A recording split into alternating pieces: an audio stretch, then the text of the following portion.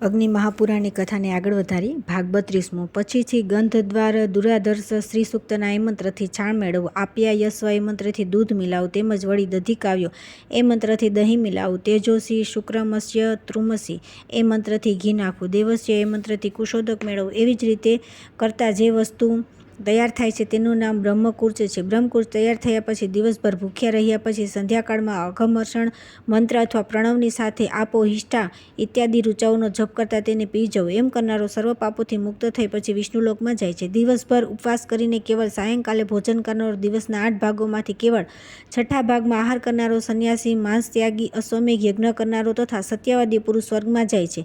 અગન્ય ધ્યાન, પ્રતિષ્ઠા, યજ્ઞ, દાન, વ્રત, દેવવ્રત, ઋષોત્સર્ગ, ચૂડાકરણ, યજ્ઞોપવિત, વિવાહ વગેરે માંગલિક કાર્ય તથા અભિષેક એ સર્વે કાર્ય મળમાસ એટલે પૂર્ણ પુરુષોત્તમ માસમાં કરવા નહીં। અમાવસ્યાથી લઈને બીજી અન્ય અમાવસ્યા સુધીનો સમય ચાંદ્રમાસ કહે છે।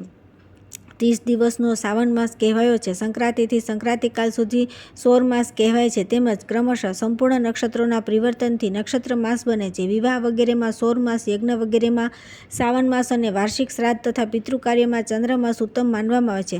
અષાઢની પૂર્ણિમા પછી જે 5મો પક્ષ આવે છે તેની અંદર પિતૃઓનું શ્રાદ્ધ અવશ્ય કરવું જોઈએ। તે સમયે સૂર્ય કન્યા રાશિમાં ગયો હોય કે નહીં તેનો વિચાર શ્રાદ્ધ માટે અનાવશ્યક છે। માસિક તથા વાર્ષિક વ્રતમાં જ્યારે કોઈ તિથિ 2 દિવસની થઈ જાય ત્યારે તેની અંદર બીજા દિવસવાળી તિથિ ઉત્તમ જાણવી જોઈએ અને પહેલી મલિન સમજવી લેવી। નક્ષત્ર વૃતમાં તે જ નક્ષત્રે ઉપવાસ કરવો જોઈએ જેની અંદર સૂર્ય અસ્ત થતો હોય।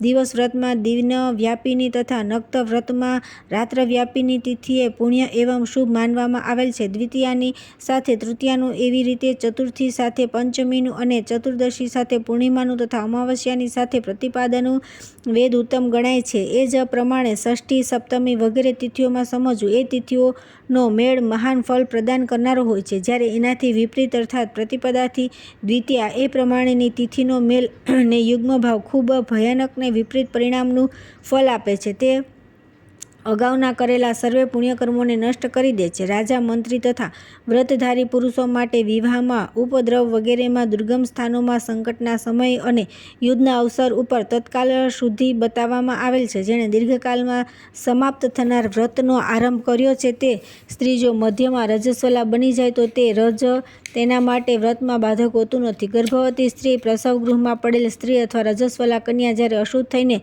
વ્રત કરવાની યોગ્ય ન રહે તો સદા બીજા પાસે જઈ તે શુભ કાર્યને સંપાદન કરાવી લેવું। જો ક્રોધથી, પ્રમાદથી અથવા લોભથી વ્રત ભંગ થઈ જાય તો 3 દિવસ સુધી ભોજન કરવું નહીં અથવા તો માથે મુંડન કરાવી લે। જો વ્રત કરવામાં અસમર્થતા લાગે તો પત્ની અથવા પુત્ર મારફતે તે વ્રતને કરાવવું। આરંભ કરેલા વ્રતનું પાલન જન્મના શૌચ તથા મરણ શૌચમાં પણ કરવું જોઈએ। કેવળ પૂજન કાર્ય બંધ કરી દેવું જોઈએ। જો વ્રત કરનાર પુરુષ ઉપવાસના કારણે મૂર્છિત થઈ જાય તો ગુરુએ તેને દૂધ પાઈ અથવા તો કોઈ ઉત્તમ ઉપાયથી તેને હોશમાં લાવવો। જલ, ફળ, મૂળ, દૂધ, હવિષ્ય, બ્રાહ્મણની ઈચ્છાપૂર્તિ, ગુરુનું વચન તથા ઔષધ એ 8 વસ્તુઓ વ્રતનું નાશ કરનાર નથી, બલકે વ્રતને માટે ઉપયોગી ને મહત્વની ચીજવસ્તુ છે, એમ અવશ્ય જાણવું। વ્રત કરનારા મનુષ્ય વ્રતના સ્વામી ઈષ્ટદેવતાને આ પ્રમાણે પ્રાર્થના કરવી: હે વ્રતપતિ, હે ઈષ્ટદેવ અત્રે, આપની કૃપા મેળવવા માટે હું કીર્તિ, સંતાન, વિદ્યા વગેરે સૌભાગ્ય, આરોગ્ય, અભિવૃદ્ધિ, નિર્મલતા તથા ભોગ એવં મોક્ષ માટે આ વ્રતનું અનુષ્ઠાન કરું છું। આ શ્રેષ્ઠ વ્રત મેં આપની સમક્ષ ગ્રહણ કરેલ છે। હે જગતપતે, હે પ્રભુ પરમાત્મા, હે દીનદયાળુ, આજે આપના પ્રસાદથી વ્રતમાં મને નિર્વિઘ્ને સર્વસિદ્ધિની પ્રાપ્તિ થાઓ। હે સંતોના પાલનહાર, આ શ્રેષ્ઠ વ્રતને ગ્રહણ કર્યા પછી જો તેની પૂર્તિ થયા વિના મારું મૃત્યુ થઈ જાય તો પણ આપના પ્રસન્ન થવાથી તે અવશ્ય પૂર્ણ થઈ જાવ। હે કેશવ, આપ જ વ્રત સ્વરૂપ છો, સંસારની ઉત્પત્તિનું સ્થાન એવં જગતને કલ્યાણ પ્રદાન કરનારા છો। હું સંપૂર્ણ મનોરથોની સિદ્ધિના માટે આ મંડળમાં આપનું આહ્વાન કરું છું। આપ મારી સમક્ષ ઉપસ્થિત બનો। મનની મારફતે પ્રસ્તુત કરેલું પંચગવ્ય, પંચામૃત તથા ઉત્તમ જલની દ્વારા હું ભક્તિપૂર્વક આપને સ્નાન કરાવું છું। આપ મારા પાપનો નાશ કરતા છો। હે અર્ધ્યપતિ, ગંધ, પુષ્પ, જલથી યુક્ત ઉત્તમ અર્ધ્ય એવં પાદ્ય ગ્રહણ કરો, આચમન કરો તથા મને સદાય અર્ધ્ય પાવાને યોગ્ય બનાવજો। હે વસ્ત્રપતિ, હે વ્રતોના સ્વામી, આ પવિત્ર વસ્ત્ર ગ્રહણ કરો અને મને સુંદર વસ્ત્ર એવં આભૂષણો આદિથી આચ્છાદિત કરી રાખો। હે ગંધ સ્વરૂપ પરમાત્મા, આ પરમ નિર્મલ ઉત્તમ સુગંધથી યુક્ત ચંદન લો તથા મને પાપની દુર્ગંધથી રહિત અને પુષ્પની સુગંધથી યુક્ત કરો। ભગવાન, આ પુષ્પ લો અને મને સદા ફલ ફૂલ આદિથી પરિપૂર્ણ બનાવો। આ ફૂલની નિર્મલ સુગંધ આયુ તથા આરોગ્યની વૃદ્ધિ કરનારી હોજો।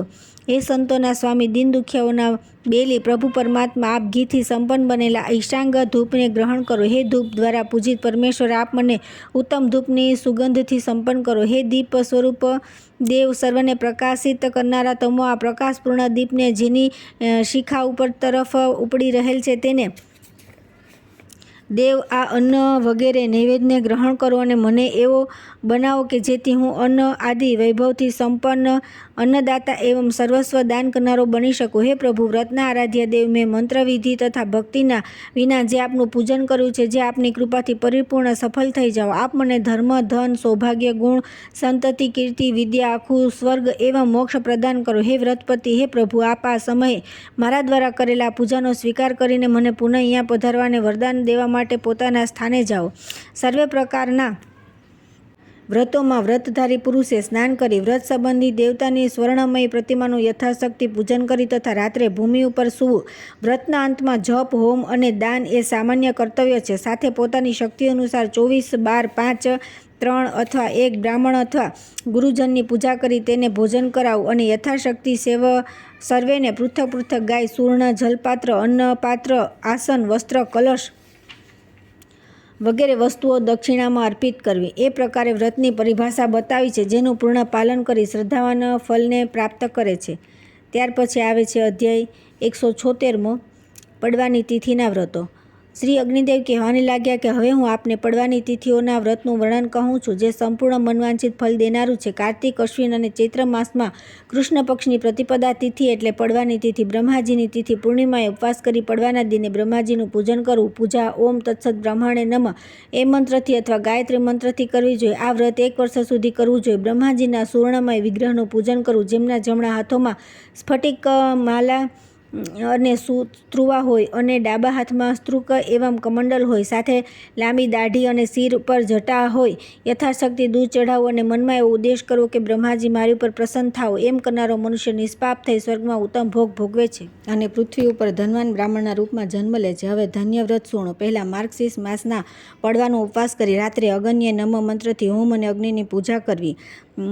આ પ્રમાણે 1 વર્ષ સુધી પ્રત્યેક માસના પડવાએ અગ્નિની આરાધના કરવી, જેથી મનુષ્ય સર્વ સુખોનો લાભ પામે છે. વ્રત કરવાથી નિર્ધન પણ ધનવાળ બને છે. દરેક પડવાએ એકટાણું કરવું.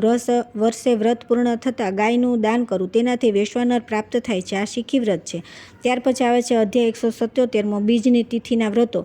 શ્રી અગ્નિદેવ કહેવાને લાગ્યા કે હવે હું બીજના વ્રતો કહું છું, જે ભોગ તથા મોક્ષ આદિને આપનારા છે. દરેક માસની બીજના દિને પુષ્પનો આહાર કરીને રહેવું અને બંને અશ્વિની કુમાર નામે દેવોનું પૂજન કરવું. 1 વર્ષ સુધી એ વ્રતના અનુષ્ઠાનથી સુંદર સ્વરૂપ એવં સૌભાગ્યની પ્રાપ્તિ થાય છે અને અંતમાં વ્રત ધારણ કરનાર પુરુષ સ્વર્ગલોકનો ભાગ્યવંત બને છે. કાર્તિકમાં શુક્લ પક્ષની દ્વિતીયાએ યમનું પૂજન કરવું. પછી 1 વર્ષ સુધી શુક્લ પક્ષની દ્વિતીયાએ ઉપવાસ પૂર્વક વ્રત રાખવું. એ વ્રત કરનારા છેવટે સ્વર્ગે જાય છે. હવે બીજું અશૂન્ય શયના વ્રત કહું છું, જે સ્ત્રીઓને સદા સુહાગ અને પુરુષોને સદા પત્ની સુખ દેનારું છે. શ્રાવણ માસના કૃષ્ણ પક્ષની દ્વિતીયાએ વ્રતનું અનુષ્ઠાન કરવું અને ભગવાનને પ્રાર્થના કરવી કે હે વત્સ ચિહ્ન ધારણ કરનારા શ્રીક્રાંત, તમે લક્ષ્મીજીના ધામ અને સ્વામી છો, સનાતન પરમેશ્વર છો. આપની કૃપાથી ધર્મ, અર્થ, કામ પ્રદાન કરનારો મારો ગૃહસ્થાશ્રમ નષ્ટ ન હો. એ પ્રમાણે 1 વર્ષ સુધી પ્રતિમાસની બીજના દિને શ્રી લક્ષ્મી અને વિષ્ણુનું વિધિવત પૂજન કરવું. શૈયાને ફળનું દાન કરવું.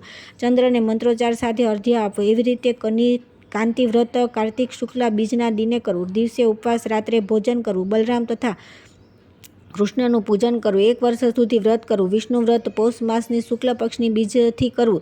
લગાતાર 4 દિવસ સુધી એ વ્રતનું અનુષ્ઠાન કરવું. પહેલા દિવસે સરસવ મિશ્રિત જલથી સ્નાન કરવું. બીજા દિવસે કાળા તલથી ને ત્રીજા દિવસે બચાબચ ઔષધથી ને ચોથા દિવસે સર્વૌષધિથી મિશ્રણથી જલથી સ્નાન કરવું. સાલભર વ્રત કરવું, તેનાથી મનવાંછિત ફળ મળે છે. ત્યાર પછી આવે છે અધ્યાય 178મો, ત્રીજના તિથિના વ્રતો. શ્રી અગ્નિદેવ કહેવાને લાગ્યા કે હે વશિષ્ઠ, હવે હું આપની સન્મુખ ત્રીજના વ્રતોનું વર્ણન કહું છું, જે ભોગ અને મોક્ષ પ્રદાન કરનારું છે. લલિતા તૃતીયા માનવામાં આવતું મૂલ ગૌરી સંબંધી સૌભાગ્ય શયન વ્રતને સાંભળો. ચૈત્રના શુક્લ પક્ષની ત્રીજના દિને પાર્વતીના ભગવાન શિવ સાથે વિવાહ થયા હતા. એથી તે દિને તલ મિશ્રિત જલથી સ્નાન કરવાથી પાર્વતી સહિત ભગવાન શંકરની સુવર્ણાભૂષણ અને ફળ આદિથી પૂજા કરવી જોઈએ. ઉમા મહેશનું પૂજન કરી અષ્ટ સૌભાગ્ય દ્રવ્ય રાખવું જોઈએ. ચૈત્ર માસમાં પહાડોના શિખરોના જલપાન કરી રુદ્રદેવ અને પાર્વતી દેવની આગળ શયન કરવું. પ્રાતઃકાલે સ્નાન કરી ગૌરીશંકરનું પૂજન કરી બ્રાહ્મ દંપતીની અર્ચના કરી અને તે અષ્ટ સૌભાગ્ય દ્રવ્ય લલિતા પ્રપતા મમ લલિતા મારા ઉપર પ્રસન્ન થાવ એવું કહી બ્રાહ્મણને આપવું. આ વ્રત ભાદ્રપદ, વૈશાખ અને માર્ગશીર્ષના શુક્લ પક્ષની ત્રીજના દિને પણ થઈ શકે. તેમાં લલિતાય નમ એવું ઉચ્ચારીને પાર્વતીનું પૂજન કરવું. વર્ષની સમાપ્તિમાં બ્રાહ્મણ દંપતીનું પૂજન કરવું. માર્ગશીર્ષની તૃતીયાથી આરંભ કરી ક્રમશઃ પોષ આદિ માસોમાં વ્રતનું અનુષ્ઠાન કરવું. નિમ્નલિખિત સરસ્વતી, લક્ષ્મી, પ્રકૃતિ, નારાયણ વગેરે. ત્યાર પછી આવે છે અધ્યાય 179મો ચોથની તિથિના વ્રતો. શ્રી અગ્નિદેવ કહેવાને લાગ્યા કે હે વશિષ્ઠ, હવે હું આપની સમક્ષ ભોગ અને મોક્ષ પ્રદાન કરનારું ચતુર્થી સંબંધિત વ્રતોનું વર્ણન કહું છું. માઘની શુક્લ પક્ષની ચતુર્થીએ ઉપવાસ રાખી ગણેશનું પૂજન કરવું. તે પછી પંચમીએ તલનું ભોજન કરવું. એમ કરવાથી મનુષ્ય બહુ વર્ષો સુધી વિઘ્નરહિત થઈને સુખી થાય છે. ગમ સ્વાહા મૂળ મંત્ર છે. ગામ નમ આદિથી હૃદય આદિનો ન્યાસ કરવો. આગચ્છોલકાય કહીને ગણેશનું આહ્વાન કરવું અને ગલોચ્છલકાય કહીને વિસર્જન કરવું. ગંધ આદિ ઉપચારો તથા લંગુઓ વગેરેથી ગણપતિનું પૂજન કરવું. તે પછી ગણેશ ગાયત્રીનો જપ કરવો. ભાદ્રપદની શુક્લ પક્ષની ચતુર્થીએ વ્રત કરનાર શિવલોકને પ્રાપ્ત કરે છે. અંગારકી ચતુર્થી એ ગણેશ પૂજન કરી મનુષ્ય સંપૂર્ણ અભિષ્ટ વસ્તુઓને પ્રાપ્ત કરી લે છે. ફાલ્ગુનની ચતુર્થીએ રાત્રિએ ભોજન કરવું. તે અવિઘ્ના ચતુર્થીના નામથી પ્રસિદ્ધ છે. ચૈત્ર માસની ચતુર્થીએ દમનક નામક પુષ્પથી ગણેશનું પૂજન કરી મનુષ્ય સુખ ભોગનો પ્રાપ્ત કરી લે છે. ત્યાર પછી આવે છે અધ્યાય 180મો પાંચમની તિથિના વ્રતો. શ્રી અગ્નિદેવ કહેવાને લાગ્યા કે હે વશિષ્ઠ, હવે હું આરોગ્ય, સ્વર્ગ અને મોક્ષ પ્રદાન કરનારું પાંચમનું વ્રત કહું છું. શ્રાવણ, ભાદ્રપદ, અશ્વિન અને કાર્તિકના શુક્લ પક્ષની પાંચમે વાસુકી, તક્ષ, કાલિય, મણિભદ્ર, ઐરાવત, ધૃતરાષ્ટ્ર, કર્કોટક અને ધનંજય નામક નાગોનું પૂજન કરવું જોઈએ. એ વ્રતને નાગપંચમી પણ કહે છે. એ સર્વે નાગો અભય, આયુષ, વિદ્યા, યશ અને લક્ષ્મી પ્રદાન કરનારા છે. પાંચમના વ્રતનો મહિમા અપરંપાર છે. તેનાથી સર્વ કંઈ આયુષ્ય, સ્વર્ગારોહણ અને મોક્ષની દુર્લભ ગતિનો અધિકાર સાંપડે છે. ત્યાર પછી આવે છે અધ્યાય 181મો છઠ તિથિના વ્રતો. શ્રી અગ્નિદેવ કહેવાને લાગ્યા કે હે વશિષ્ઠ, હવે હું છઠના સંબંધી વ્રતોને કહું છું. કાર્તિકના કૃષ્ણ પક્ષની છઠ્ઠીએ ફલ માત્રનું ભોજન કરીને કાર્તિકેયના માટે અર્ધ્યદાન કરવું જોઈએ. તેનાથી મનુષ્ય ભોગ અને મોક્ષ પ્રાપ્ત કરે છે. આ વ્રતને સ્કંદ ષષ્ઠી વ્રત કહે છે. ભાદ્રપદના કૃષ્ણ પક્ષની ષષ્ઠી તિથિમાં અક્ષય ષષ્ઠી વ્રત કરવું જોઈએ. તેને માર્ગશીર્ષમાં પણ કરવું જોઈએ. આ અક્ષય ષષ્ઠીના દિને કોઈ પણ એક વર્ષ નિરાહાર રહેવાથી માનવ ભોગ અને મોક્ષને પ્રાપ્ત કરી શકે છે. છઠના વ્રતોનો પ્રભાવ ખૂબ જ અદ્ભુત છે. પૂર્ણ શ્રદ્ધાથી વ્રત કરવાથી મનવાંછિત ફલની પ્રાપ્તિ થાય છે. ત્યાર પછી આવે છે અધ્યાય 182મો સાતમની તિથિના વ્રતો. શ્રી અગ્નિદેવ કહેવાને લાગ્યા કે હે વશિષ્ઠ, હવે હું સપ્તમી તિથિનું વ્રત કહીશ. એ સર્વેને ભોગ અને મોક્ષ દેનારું છે. માઘ માસની શુક્લ પક્ષની સપ્તમી તિથિ અષ્ટદલ અથવા દ્વાદશ દલ કમલનું નિર્માણ કરી તેની અંદર ભગવાન સૂર્યનું પૂજન કરવું જોઈએ. તેનાથી મનુષ્ય શોકરહિત બની જાય છે. ભાદ્રપદ માસમાં શુક્લ પક્ષની સપ્તમીએ ભગવાન આદિત્યનું પૂજન કરવાથી સમસ્ત અભિષ્ટ વસ્તુઓની પ્રાપ્તિ થાય છે. પોષ માસમાં શુક્લ પક્ષની સપ્તમીએ નિરાહાર રહી સૂર્યદેવનું પૂજન કરવાથી સર્વ પાપોનો વિનાશ થાય છે. માઘના કૃષ્ણ પક્ષમાં સર્વાપ્તિ સપ્તમીનું વ્રત કરવું જોઈએ. તેનાથી સર્વે અભિષ્ટ વસ્તુઓની પ્રાપ્તિ થાય છે. ફાલ્ગુનના કૃષ્ણ પક્ષમાં નંદ સપ્તમીનું વ્રત કરવું જોઈએ. માર્ગશીર્ષના શુક્લ પક્ષમાં અપરાજિતા સપ્તમીએ ભગવાન સૂર્યનું વ્રત અને પૂજન કરવું જોઈએ. એક વર્ષ સુધી માર્ગશીર્ષના શુક્લ પક્ષના પુત્રિયા સપ્તમી વ્રત સ્ત્રીઓને પુત્ર પ્રદાન કરનારું બને છે ને તે સ્ત્રીની પુત્ર માટેની મનવાંછિત ફળની દુર્લભ પ્રાપ્તિ આપોઆપ આવી મળે છે. ત્યારે તે ધન્ય ક્ષણે તેને વ્રતનું મહાત્મ્ય સમજાય છે. એ નિર્વિવાદ સત્ય છે. ત્યાર પછી આવે છે અધ્યાય 183મો આઠમની તિથિના વ્રતો. શ્રી અગ્નિદેવ કહેવાને લાગ્યા કે હે વશિષ્ઠ, હવે હું આઠમના દિને કરવામાં આવતા વ્રતનું વર્ણન કહું છું. તેમાં પહેલું રોહિણી યુક્ત અષ્ટમીનું વ્રત છે. ભાદ્રપદ માસના કૃષ્ણ પક્ષની રોહિણી નક્ષત્રથી યુક્ત અષ્ટમી તિથિ અર્ધરાત્રિના સમયે ભગવાન શ્રી કૃષ્ણનો જન્મ થયો હતો. માટે તે અષ્ટમીએ તેમની જયંતી મનાવવામાં આવે છે. એ તિથિએ ઉપવાસ કરવાથી મનુષ્ય 7 જન્મોના કરેલા પાપોથી મુક્ત થઈ જાય છે. માટે ભાદ્રપદની કૃષ્ણ પક્ષની રોહિણી નક્ષત્ર યુક્ત અષ્ટમીએ ઉપવાસ રાખીને ભગવાન શ્રી કૃષ્ણ નું પૂજન કરવું જોઈએ. તે ભોગને મોક્ષ આપનારું છે. પ્રથમ આહવાન મંત્ર અને નમસ્કાર કરવા પછી ભગવાન કૃષ્ણને સ્નાન કરાવવું અને અર્ધ્ય દાન કરવું. તે પછી સુગંધિત પુષ્પો ચડાવવા, ધૂપ દીપ કરવા. એ પછી શયન મંત્ર ભણવો એટલે દેવ પોઢી જાય. એ પછી રોહિણી સહિત ચંદ્રને નિમ્ન અંકિત મંત્ર ભણીને અર્ધ્ય દાન દેવું. પછી ચંદ્રમા સહિત રોહિણીનું પૂજન કરવું. અર્ધરાત્રિએ વાસુદેવ, દેવકી, નંદ, યશોદા અને બલરામનું ગોળ અને ધૃત મિશ્રી દુગ્ધધારાથી અભિષેક કરવો. અષ્ટમીનું આ વ્રત ખૂબ શ્રદ્ધાથી કરવું.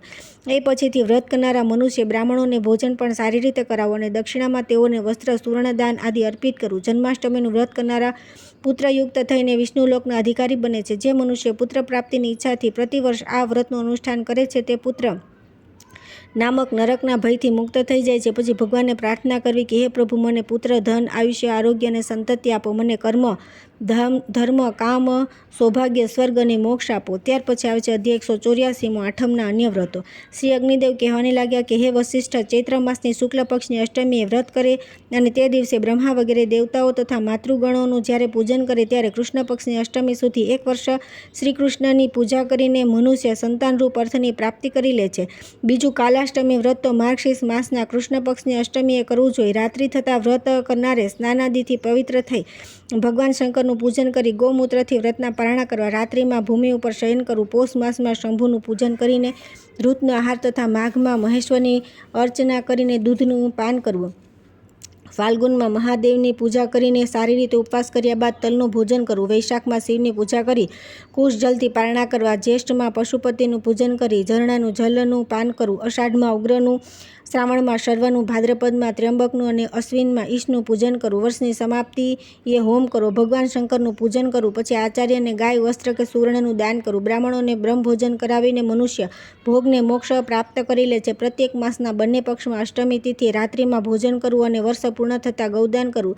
આ સ્વર્ગતિ વ્રત કહેવાય છે. એથી મનુષ્ય ઇન્દ્રપદને પ્રાપ્ત કરી લે છે. બુદ્ધાષ્ટમીના વ્રતના દિને કથા વાંચવી. કોઈ પણ પક્ષની અષ્ટમી બુધવારનો યોગ હોય તે દિને વ્રત રાખવું. એક સમય ભોજન કરવું. અષ્ટમીનું વ્રત કરનારાને ત્યાં કદી સંપત્તિનો અભાવ હોતો નથી. કથા સાંભળી 8 મુઠ્ઠી ચાવલ આમ્રપત્રમાં લઈ ભોજન કરવું. ચૈત્ર માસમાં વિકસિત અશોક શંકરને પ્રિય છે. ત્યાર પછી આવે છે અધ્યાય 185 નોમ તિથિના વ્રતો.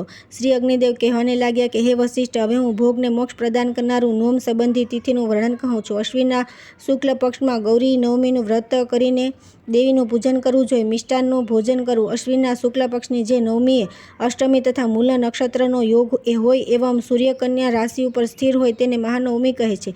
તે સદા પાપોનો નાશ કરનારી છે. એ દિવસે નવદુર્ગાનું પૂજન કરવું અતિ શ્રેષ્ઠ છે. સર્વે દુર્ગાની મધ્યે મહાલક્ષ્મીને સ્થાપવા. ઓમ દુર્ગે દુર્ગે રક્ષસી સ્વાહા આ દક્ષાસર મંત્ર છે. જે કોઈ વિધિથી પૂર્વક દક્ષાસર મંત્રના જપ કરે છે તે કોઈથી બાધા પામતો નથી. રાત્રે બ્રાહ્મી આદિ શક્તિઓનું પૂજન કરવું. જયંતી, મંગલા, કાલી, ભદ્રકાલી, કપાલિની, દુર્ગા, શિવા, સમાધાત્રી, સ્વાહા અને સ્વધા એ નામોથી પ્રસિદ્ધ જગદંબિકે તમને મારા નમસ્કાર હો. આદિ મંત્રોથી દેવીની સ્તુતિ કરવી અને દેવીને પંચામૃત સ્નાન કરાવવું તેમજ દેવીની વિવિધ ઉપચારોથી પૂજા કરવી. દેવીના ઉદ્દેશ્ય કરેલ ધ્વજદાન, રથયાત્રા એવં બલિદાન કર્મ સર્વ કંઈ અભિષ્ટ વસ્તુઓની પ્રાપ્તિ કરાવનાર છે. નવદુર્ગાના ભાવભર્યા પૂજનથી સર્વ મનોરથો સિદ્ધ થાય છે. ત્યાર પછી આવે છે અધ્યાય 186 દશમ તિથિના વ્રતો. શ્રી અગ્નિદેવ કહેવાને લાગ્યા કે હે વશિષ્ઠ, હવે હું દશમ તિથિના સંબંધી વ્રતોના વિષયમાં વિગતે કહું છું જે ધર્મ કામાદિની સિદ્ધ કરનારા છે. દશમ તિથિના વ્રતમાં એકટાણું ભોજન કરવું અને વ્રતની સમાપ્તિની સમયે 10 ગાય અને સુવર્ણની પ્રતિમાનું દાન કરવું. એમ કરવાથી તે વ્રતધારી મનુષ્ય, બ્રાહ્મણ વગેરે ચારે વર્ણોનો અધિપતિ બની જાય છે. તેનો સર્વત્ર જય જયકાર થાય છે. શ્રદ્ધા ભક્તિથી કરેલું વ્રત તેને સુયોગ્ય ફલનું પ્રદાન કરે છે. ત્યાર પછી આવે છે અધ્યાય 187 11 તિથિના વ્રતો. શ્રી અગ્નિદેવ કહેવાને લાગ્યા કે હે વશિષ્ઠ, હવે હું ભોગને મોક્ષ પ્રદાન કરનારું એકાદશી વ્રત કહું છું. વ્રત ધારણ કરનારે દશમી તિથિએ જ માંસ અને મૈથુનનો પરિત્યાગ કરી દેવો. ભોજન પણ નિયમિત કરવું. બંને પક્ષની એકાદશીએ ભોજન કરવું નહીં અને ઉપવાસ રાખવો. જે દિવસે પૂર્વ ભાગમાં એકાદશી કલા માત્ર અવિષ્ટ હોય અને શેષ ભાગમાં દ્વાદશી વ્યાપ્ત હોય તે દિવસે એકાદશી વ્રત કરી ત્રયોદશીએ પારણા કરવાથી 100 યજ્ઞનું પુણ્ય પ્રાપ્ત થાય છે. દસમી વિધવા એકાદશીએ કદી ઉપવાસ ન કરવો કેમ કે તે નરકની પ્રાપ્તિ કરાવનાર છે. એકાદશીએ નિરાહાર રહીને બીજા દિવસે એવું ઉચ્ચારી ભોજન કરવું જેમ કે હે પુંડરીકાક્ષ, હું આપની શરણાગતિ સ્વીકારું છું. હે અચ્યુત, હવે હું ભોજન કરીશ. શુક્લ પક્ષની એકાદશીએ જ્યારે પુષ્ય નક્ષત્રનો યોગ હોય ત્યારે ઉપવાસ કરવો જોઈએ. તે અક્ષય ફળ પ્રદાન કરનારી છે અને પાપ નાશીની છે. એકાદશીએ સર્વનો ઉપકાર કરનારા વિષ્ણુનું પૂજન અવશ્ય કરવું જોઈએ. તેનાથી મનુષ્ય આ લોકમાં ધન અને પુત્રોથી યુક્ત બની વિષ્ણુલોકમાં પૂજિત બને છે. ત્યાર પછી આવે છે અધ્યાય 188 12ની તિથિના વ્રતો. શ્રી અગ્નિદેવ કહેવાને લાગ્યા કે હે મુનિ, હવે હું ભોગ એવં મોક્ષપ્રદ 12ની તિથિનું વ્રત કહું છું. 12ની તિથિએ મનુષ્ય એકટાણું ભોજન કરવું અને કોઈ પાસેથી કશું પણ માગવું નહીં. ઉપવાસ કરીને પણ ભિક્ષા ગ્રહણ કરનાર મનુષ્યના 12ના વ્રત સફળ થતા નથી. ચૈત્ર માસના શુક્લ પક્ષની 12એ મનદન દ્વાદશી વ્રત કરનારા ભોગ અને મોક્ષની ઈચ્છાથી કામદેવરૂપ શ્રીહરિનું અર્ચન કરે. માઘના શુક્લ પક્ષે ભીમ બારસનું વ્રત કરવું જોઈએ. નમો નારાયણ મંત્રથી વિષ્ણુનું પૂજન કરવું જોઈએ. તેમ કરનારો મનુષ્ય સર્વ કંઈ પ્રાપ્ત કરી લે છે. માર્ગશીર્ષની શુક્લ પક્ષની બારસની તિથિએ શ્રીકૃષ્ણનું પૂજન કરીને જે મનુષ્ય મીઠાનું દાન કરે છે તે સંપૂર્ણ રસોના દાનનું ફળ પ્રાપ્ત કરી લે છે. ફાલ્ગુનના કૃષ્ણ પક્ષની બારસની તિથિએ જે શ્રવણ નક્ષત્રથી સંયુક્ત હોય તેને તલ બારસ કહે છે. તે દિવસે તલનો હોમ કરવો, સ્નાન કરવું તથા તલના લાડુનો ભોગ ધરાવો. દેવાલયમાં તલના તેલનો દીપક પ્રગટાવો. પિતૃને તિલાંજલિ અર્પિત કરવી. બ્રાહ્મણોને તલનું દાન કરવું. હોમ અને ઉપવાસથી તલ બારસનું ફળ પ્રાપ્ત થાય છે. ઓમ નમઃ ભગવતે વાસુદેવાય મંત્રથી વિષ્ણુનું પૂજન કરવું. ફાલ્ગુન શુક્લ પક્ષમાં સુગતિ બારસનું વ્રત શ્રી કૃષ્ણ મંત્રથી પૂજન સહિત કરવું. તેનાથી ભોગને મોક્ષ મળે છે.